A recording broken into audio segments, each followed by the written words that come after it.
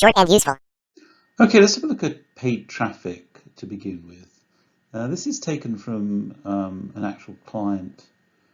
They had a Google ad out, and the average cost per click was $4.50. And their product it varied, but it was around $75 on average. And landing page conversion also varied, but if we take the industry average of about 3.35, it was. We'll use that as an example.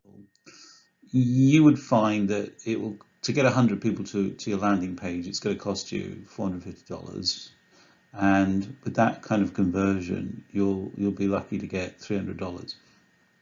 So if you work that out, you're going to be paying about $37.50 to acquire a customer, which, if you didn't do anything at all, would probably not be a very good idea. So what do? Well, the obvious one is to find a different traffic source. It may be that, say, Google ads aren't for you because the cost per click is simply too high. You can't compete in that arena, and that's possible.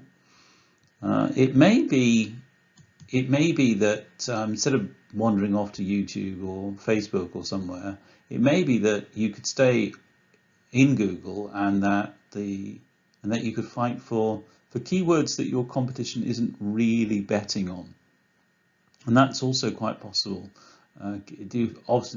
Obviously, it depends on what type of product you have and what keywords are available, and how your website would work. But it's possible that there are different keywords you could try.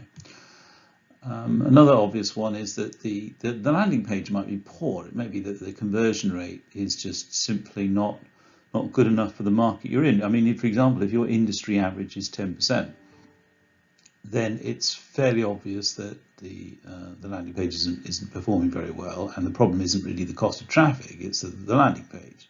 And there's obviously a lot that marketers will do to improve the conversion of a landing page. It might be that, given your market, your price is simply too low. I mean, maybe that is the cost of customer acquisition. And if that is the cost of customer acquisition, the price for your product is simply too low. It's either not a marketable product, or one hopes that the elasticity of demand is such that you can raise the prices such that the overall revenue you take is high enough. The elasticity of demand is a sort of economic concept. You see that with, say, alcohol and cigarettes. When people tax, you can add quite a lot of tax to these products, and because people are sort of addicted to it or need it, or it's there in the community, they will continue to buy it in pretty high numbers. So you can raise prices. Again, it depends on your product. If your product is not is very discretionary in a tough market, then you may simply price yourself out of the market, and that may not be the answer. So another good one is thinking about, well, maybe it's a question of your business strategy, that there's nothing wrong with the product you have, there's nothing wrong with the cost of the customer acquisition.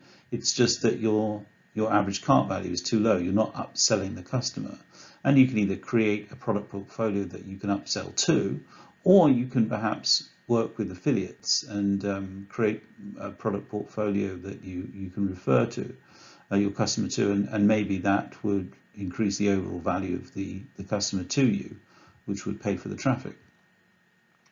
And then we can look at the lead quality itself. I mean, it's possible that the advert is slightly mistargeting, and the people coming to your landing page aren't actually your target market, and that you could refocus a little and find that if we improve the leads, we improve the prospects coming through, that it's not really a question of landing page conversion, it's that you're just feeding it the wrong material. So those are sort of 6 ideas you get straight away from when you're, rather than just simply saying, hey, the cost of traffic is too high and the cost per click is too high and I hate Google. That's not necessarily the right answer. So we'll try and keep it short and quick, so we'll stop right there. And we'll talk about traffic again, a different aspect of it next time.